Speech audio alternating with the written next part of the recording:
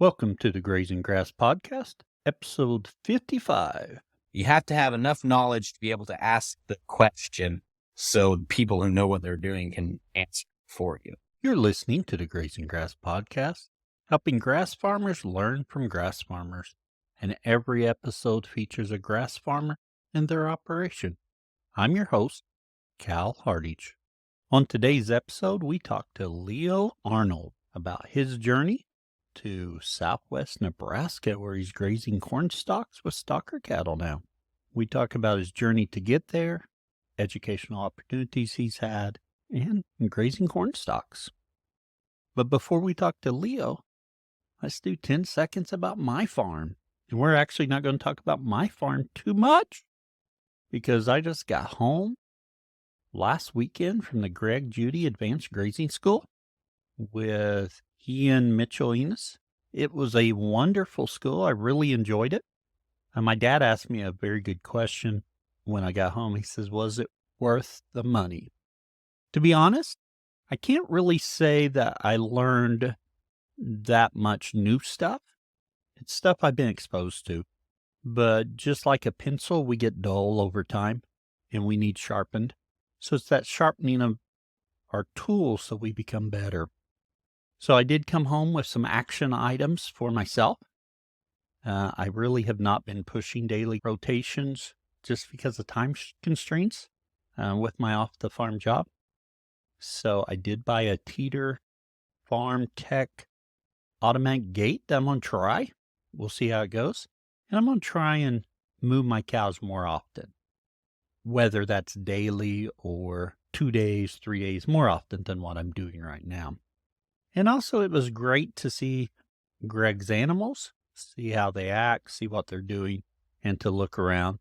It was nice to be able to really visualize his place. I've read his books and seen it, so it was a really good program.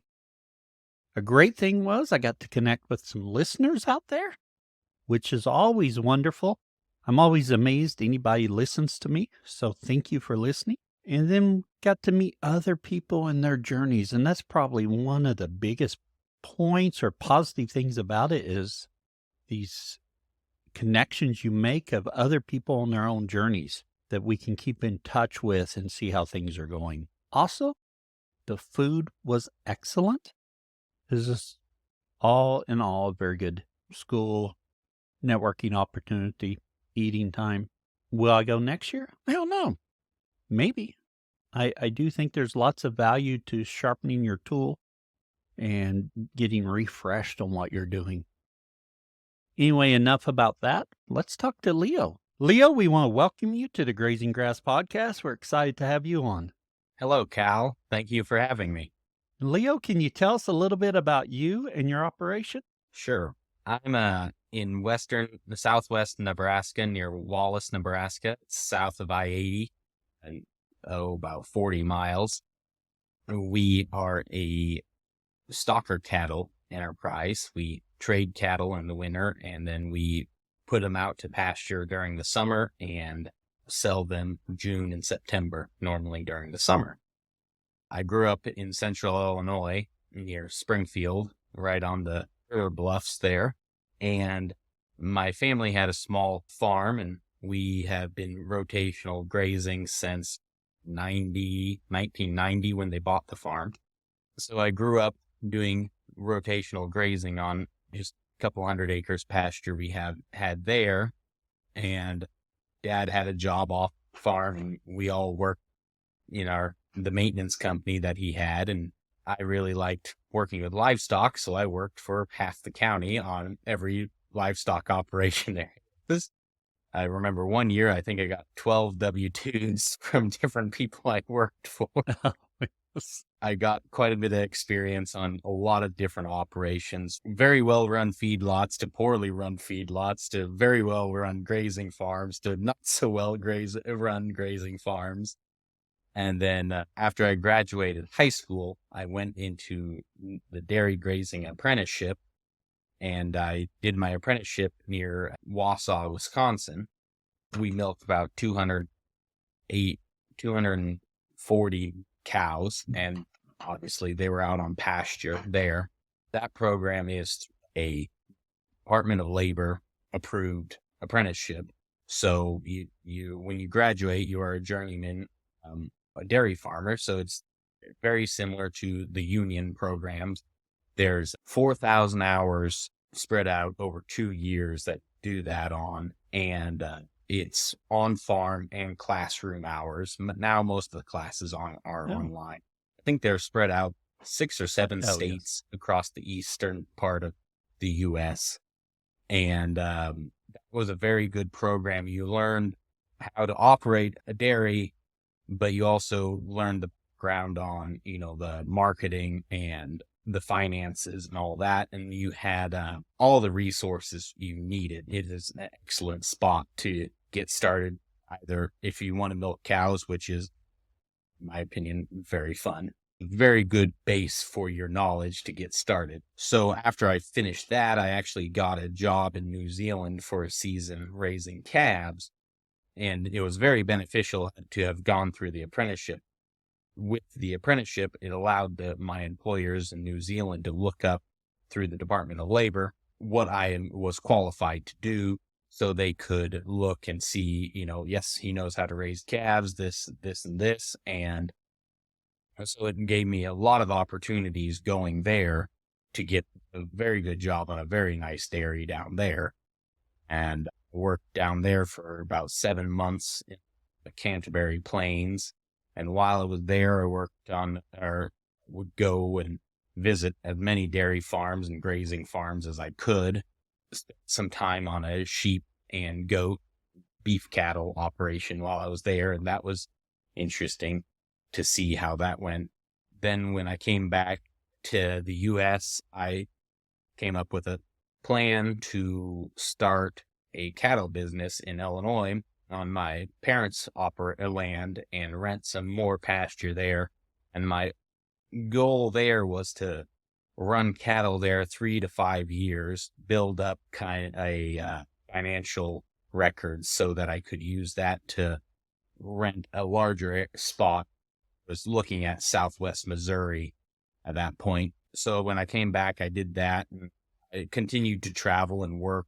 I worked in South America for a month or two, and I was running the operation in Illinois. I did that for about 3 years, and then last spring, I was offered this opportunity to come out to a ranch here in western Nebraska to potentially take over the operation after a trial period. So I kind of finished out, after running the numbers and looking around, I finished out my grazing contracts and my land leases in Illinois, and I closed down the grazing business in Illinois and moved here in November.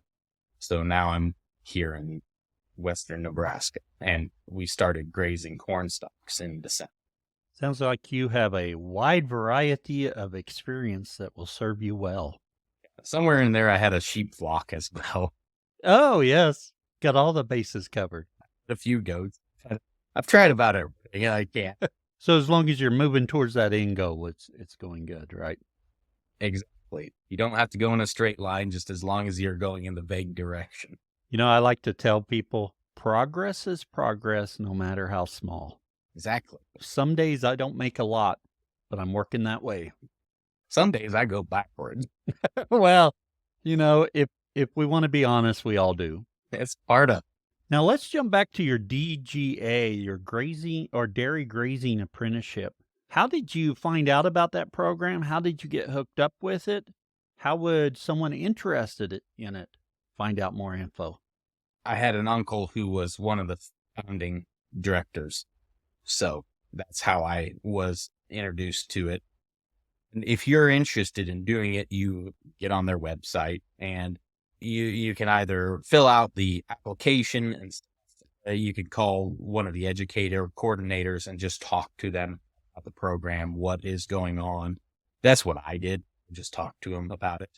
They have a great website. It's called Dairy Grazing Apprenticeship.net. And like I said, they cover pasture management, pasture seeding, They cover the whole 9 yards. You put your application out there, and then the masters look at it. The master farmers look it over, and then they contact you. And I think I looked at 3 different operations before I chose the one I did. And, like anything, you want to work for someone you can learn something from.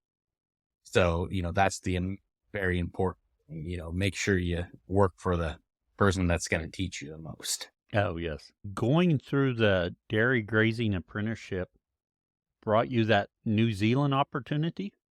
Yes. It did. It was a service that had reached out, an agency that finds workers to come to New Zealand to work because they have a worker shortage. And they a lot of times hire students from Ireland normally, but they had reached out to Oh, the yes. apprentice because they didn't have enough students coming from Ireland. But, it was cold in Wisconsin, so I was looking for somewhere warm to milk cows. Yes. I think that was 2017 to 2018 when they had the polar vortex. Oh, yes. I saw on the weather that it was snowing and blizzarding in Wisconsin. I would send them a picture of me milking cows in shorts and flip-flops. So That is great. So tell us a little bit about your experiences in New Zealand. Was there anything that surprised you? So I worked on a 1,200 cow dairy, milking dairy. It was a seasonal operation. We had a 60 bale rotary that we milked the cows in.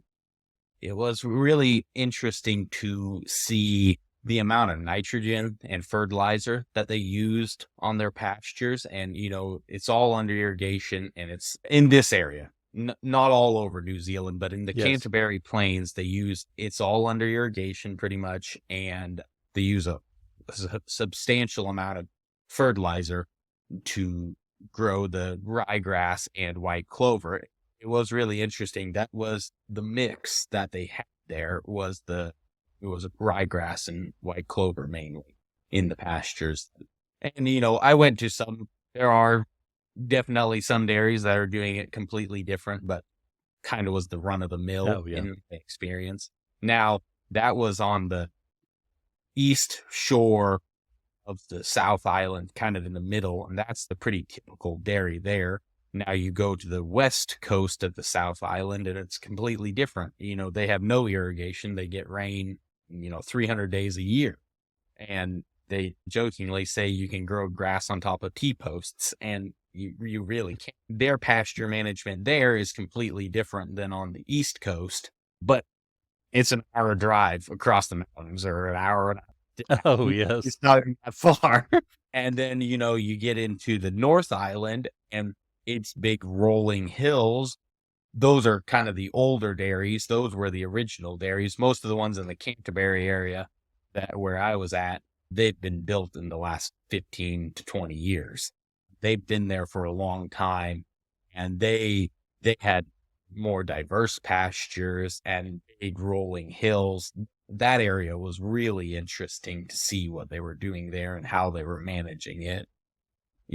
Open parlors, they might have 3 walls around the parlors, which was very interesting, which is unusual for the U.S. So I watch a YouTube channel from a dairy farmer in New Zealand, and yeah, he's got that open shed for his swinging, I don't know, I'd say a 12, maybe without knowing for sure. Now I'm thinking I need to look it up and see where he's located in New Zealand. He was just talking about some nitrogen application on his last video, but I don't believe I've seen any irrigation on his farm. they've kept the amount that they put on nitrogen-wise. I understand correctly. He had a report that showed how much nitrogen he had added, how much nitrogen from milk, and I may be butchering this. I saw it on the video other day, and then I just thought it was interesting. So net usage, and then it compared to other farms is really interesting what he showed, and he didn't show a lot of that, but I just thought, oh, wow. Yeah, and then their MUN, they're not nearly as worried about the MUN as we are here in the milk, but it's a completely different class of milk than we normally sell. So it's normally class 1 or 2.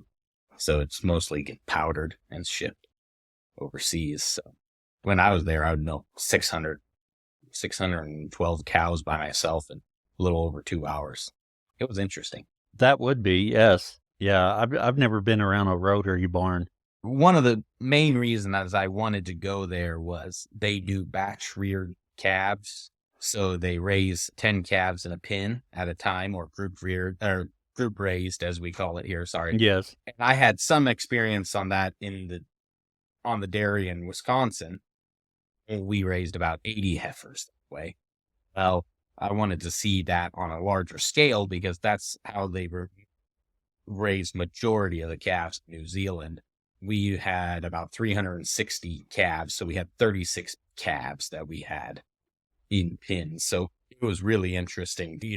In the U.S., we heat the milk and everything, and it's normally fresh milk there. The areas I was around, they heat the milk, and, we had big milk bars, and then we took them out to pasture, and we continued to feed them on pasture milk, and they had these milk trailers, which are absolutely fascinating things. But they're essentially, have you seen pictures of them before? Yeah, yes, on this YouTube channel I follow, he's got a milk trailer, and he pulls out there and he pumps milk into a milk bar feeder or whatever they're called, which that type of rearing of calves is very foreign to me because when we dairied, of course, we're out of the dairying business now, but when we dairied 30 years ago, we had individual pens for every calf, and we did our best to not have anything that was nursing or drinking milk grouped with any other calves because we were concerned about blind quarters and heifers as they matured. Yeah. Health issues are very minimal, there. I really like that, and cleanliness from that standpoint. And as we all know, to keep calves healthy, you need clean facilities. And so once you finished in New Zealand, you came back to Illinois? I rented my parents' land in Illinois, and then I worked for majority of the guys cattle in the county, and some of them had retired, so I was able to pick up some more leased land. I ran most of everything. I had dry beef cows, and I had a heifer and a steer herd that I ran, and I would just drive them from farm to farm is how most of the time I would do it. Occasionally I would get in a pinch and have to truck them. I would just keep them in herd, and I would rotate them from one farm or one pasture to another, and then I would split those pastures up polywire, and bare bones operation, but at the same time it wasn't. I had access to as much equipment as I wanted. If I wanted to rent it, all I had to do is pick up the phone and ask, and I worked for, like I said, the majority of the people. The reason I wanted to start there is it's extremely good pasture if you manage it. It's Kentucky, a lot of the Kentucky 31 fescue. Most of the pastures don't have very good fence. Well, was exposed to Great Judy. So I figured out a long time ago, depreciating out fence on other people's land works very well. So I was not afraid to put in some hot wire, and I would normally graze it with the dry cows the first year, maybe the second year. But the dry cows, they came in, they could stomp so much more into the ground. They would improve the pasture so much that the succeeding years afterwards, it was too good of pasture for the dry cows. I would switch to grazing stocker cattle.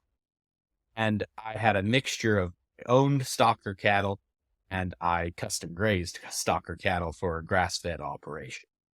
But land rent there for pasture is next to nothing compared to crop ground. If it's crop ground, it's $300 an acre. Oh, yes. And if it's pasture, it's $30 an acre. You just get those pockets. But that was only in that area because I have some friends an hour away, and their pasture rent was $80 to $100 an acre. But the crop ground is not as good, and there's a lot more cattle, and so there's a lot more competition. Where I was at, there was nobody else having cattle. Did have to drive a little ways to get to my nutritionist. And luckily, I didn't need a vet very often, so I was able to make that work pretty well. But, with the experience on the dairy, I can fix a lot of things. And if If I can't fix them, they probably don't need to be there. A lot of people thought it was kind of an odd spot to start. It was a little farther away for the markets. It was pretty centrally located because, hour and 15 minutes got me into Missouri. There were Palmyra and Bowling Green, Missouri were big sale barns, or I'd go up into Iowa and sell if I needed to there. And there were a lot of small sale barns, local sale barns in our area that maybe sold less than 100 feeder cattle a week. Well, you go around there, you pick up the junk, and you can make things work, and you bundle them and ship them. Give us a real quick synopsis of that sell by. Essentially what it does, Bud noticed like Walmart and big box stores, they make their profit when they replace the item that is sold. They build in a profit. So when they sell something, they sell it, and then what can we buy back for and have a profit margin in there? You're just looking at it a little bit differently. You're building in your profit at the buy, not at the sell. It doesn't really matter what you sell it at. It matters what you buy. And, you can trade. I tended to buy animals that were nutritionally deficient, fix them up. But there are guys who buy pot loads that are just undervalued. There's what is called the cattle square to determine what is undervalued and what is overvalued in the market. And there are marketing classes from Wally Olson and Richard and Tina Williams, Hand in Hand Livestock. They do a very, very good job of explaining it. It is on my list to go to. Wally has them in Claremore, Oklahoma sometimes, and I have not made it yet. I am actually located 4 miles from where Wally managed the Kelly Ranch, and Okay. At times, I don't know, he had 1,000 head of goats, multiple thousand head. I don't know. He had a ton of goats. I drove by him every day going to work. But yeah, Wally was over here. He lives south of here, I don't know, 15, 20 miles now. I love listening to him. I would highly suggest going to one of his marketing schools because you can see how it applies to sheep, goats, cows, stockers, and, any class of livestock. Well, when I went to his marketing class, it was interesting, really the light bulb moment, how it applied to the dairy industry. And one thing you mentioned there, you went to the Wally Olson marketing school. You mentioned earlier you've been to Judy Grazing School. You did the GGA. It sounds like you're very active in going to these different schools or workshops to gain information. Dad liked to go to them, and he had to take one of us kids along, so a lot of times he would take me. For a long time, there's a grazing group in Missouri that's called Green Hills Farm Project. Okay. I started going to pasture walks there. I'd do 6 or 7 of them a year. Would go to grazing conferences in Iowa, Indiana, Wisconsin. I've done HMI classes several times, which Holistic Management International. I never went to college, but I found people who I could learn from.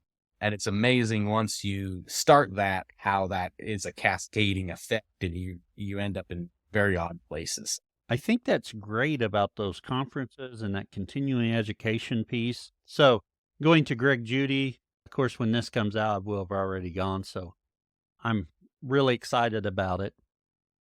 And hopefully I can get to RFP soon. I was thinking about going. They actually have a class that went on last week in Oklahoma City, but the timing just wasn't right for me, and I really wanted to go, though. I hadn't convinced my wife quite yet to spend that much money, but I was working on it.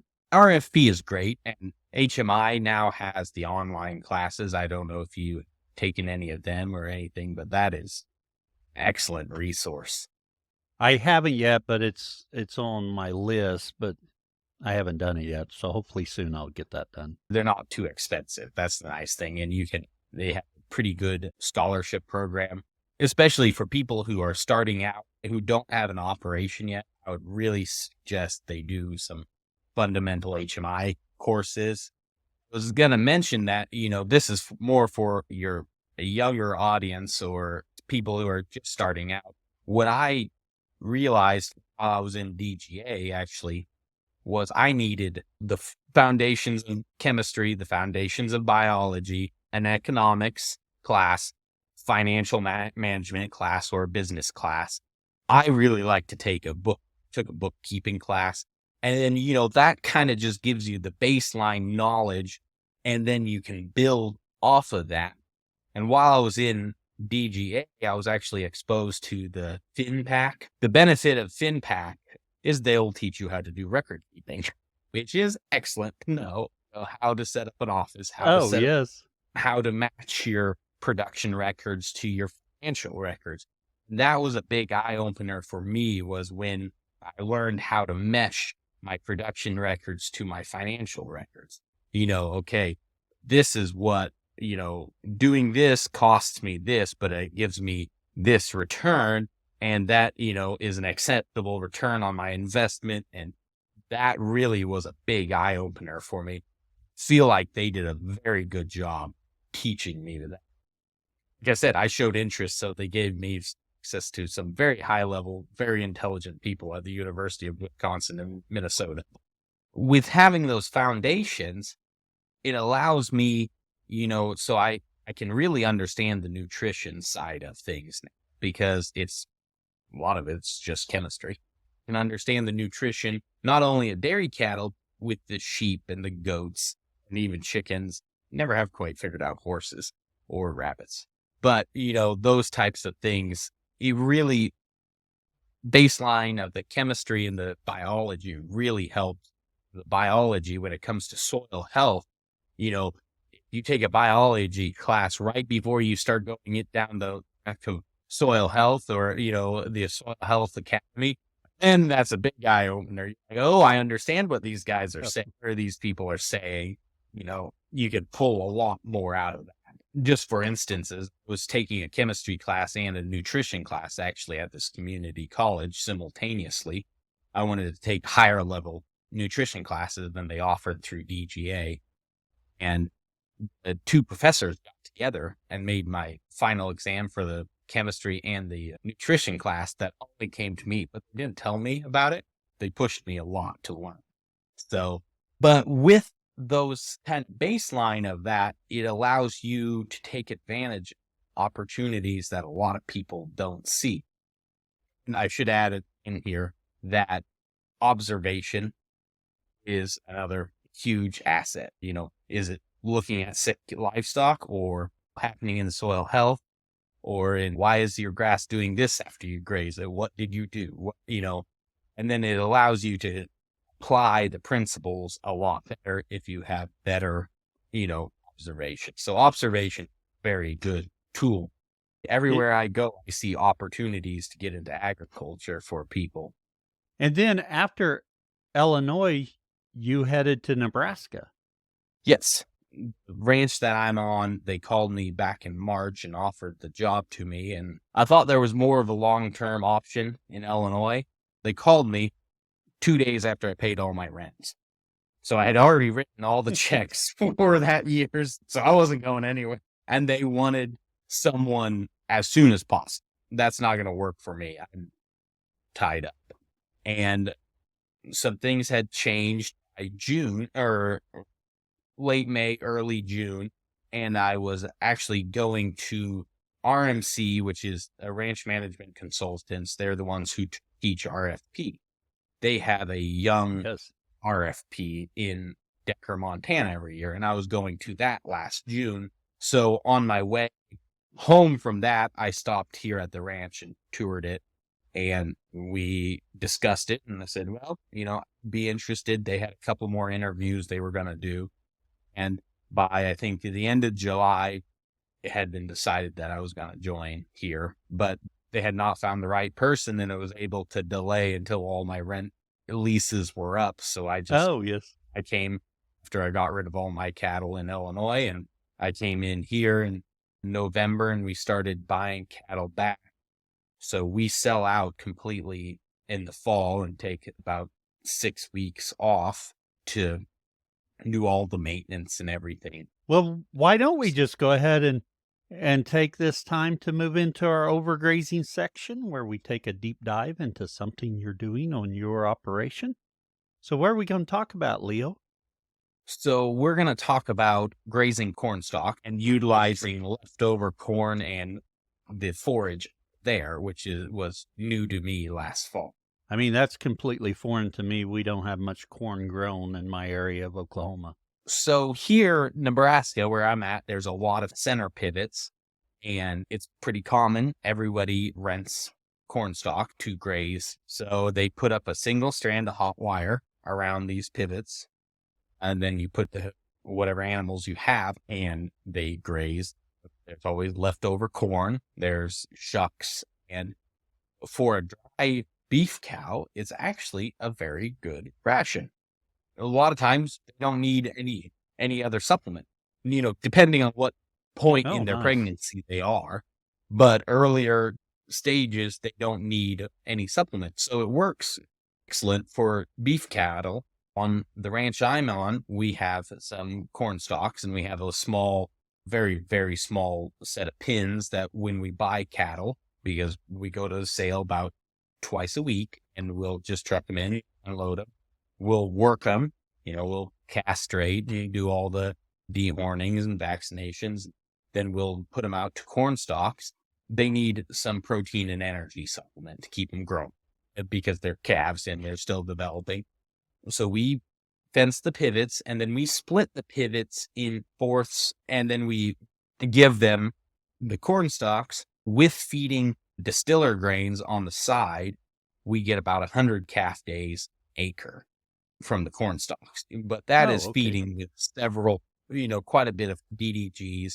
And to the new calves, we have the new calves on a separate pivot. We also offer free choice hay. And the longer they're there, the more corn they eat. But it takes them a transition. Most of the cornfields have a well and a tank set in the corner, the pivot, and then people just come out and you just lay out pivot wire is what they call it. And it's like a 12 gauge. It's not a high tensile. It's pretty easy wire to work with. And then you use metal step-in posts, 3/8 rod, and you put them in, and you have insulators, and that's how you raise your calves. And it works great until it snows. But, there you just have to have your hay. But overall, it works really well. On cows, like I said, it is a very good feed option, in my opinion, for beef cows. And in Illinois, it wasn't really an option. Most guys weren't very interested. But out here, pretty common practice. There are very few cornfields that are not used. And so depending on your location, it might be an option for someone to do that. You mentioned how many calf days per acre you get. About how long were your stock out on the corn stalks? Starting in November till April 15th. Oh, so they spend all winter out there. Yeah. We did have like a 6-week period during January that we had to feed everything because there was about 1.5 feet of snow. And actually, most of the ones that we fed alfalfa to are the heifers that we are grazing here on the ranch. They framed out really nice, and they're doing really well. We don't have much grass here right now. With the nutrition they had last winter, they framed up really well. And if you can get the corn stalks rented at a good price, very good option for people for a cheaper winter feed source. There's different forages pretty much everywhere would work. Now, with the corn stalks, if you had the corn stalks and could put in a cover crop, you probably wouldn't need to feed any protein at all. You could just graze the little green cover crop and a pretty well balanced ration. Yeah, that sounds interesting and doable. And like you said, to paraphrase that, find your unfair advantage. Exactly. Most of the time, your unfair advantage is your brain. Just being able to think of it. Yes. You just have to figure out how to use it. If you go in with the mindset that it's not going to work, it's probably not going to work. The first year of grazing corn stalks is probably not going to be pretty. You'll write it down, make notes, and the second year and the third year, you'll know better. Oh, yeah. Now, Leo, as you think about your future, what's your plans? Well, hopefully this operation here works out long term and I can stay here. It's a pretty nice area with a lot of beef cattle. There would be a good Oh, yes. opportunity here to work sheep or goats into it for the brush encroach, which would give me a little more diversity in management. That, there's a lot of opportunities here, but that's yet to be determined. So a couple episodes ago, we had Taylor on, and we were talking about calculating forage amount and knowing how big a paddock size, and he was talking about his grazing chart, and we had some conversation there, and you had emailed me about using GPS to determine size and stuff. Can you elaborate on that, please? So one of the problems I ran into is, I knew the pasture size, but I would break it up 3 or 4 times, depending on what time of year it was, with polywire. But I never really knew how much I gave him a day. While I was in New Zealand, the manager that I worked under, how he did it was he had us use these little handheld GPSs. He would tell us how much we needed to give the cows, and then we would measure it out and give it to them.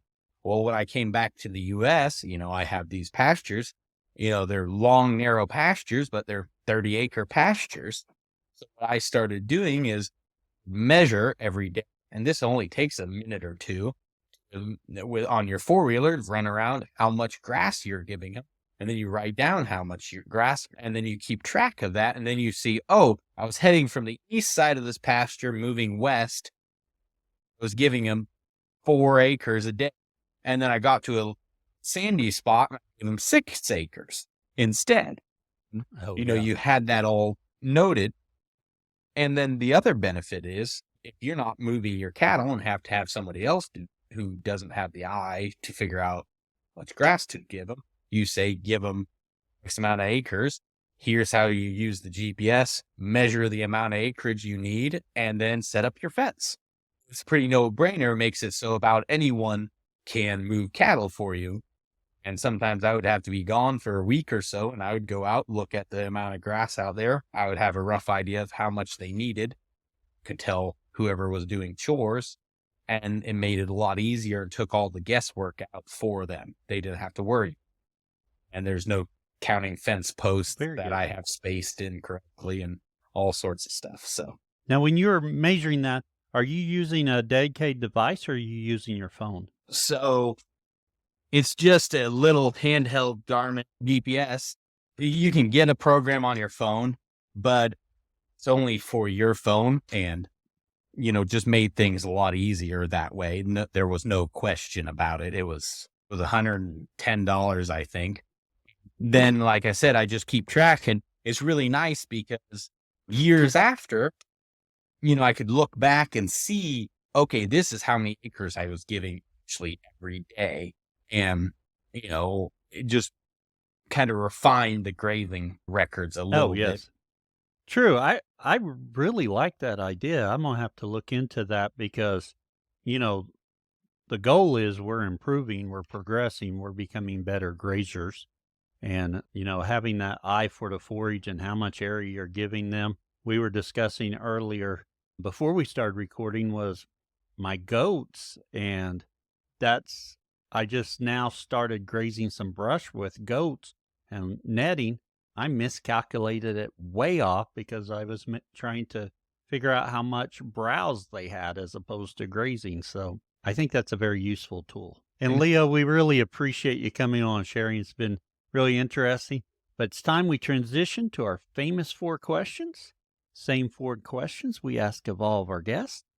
Our very first question: what is your favorite grazing grass related book or resource? It's Marketing 101 by Bud and Eunice Williams. Okay. It's a book they wrote about sell-by marketing. Highly recommend that to anyone doing farming, just so you know how to get the value out of your grass.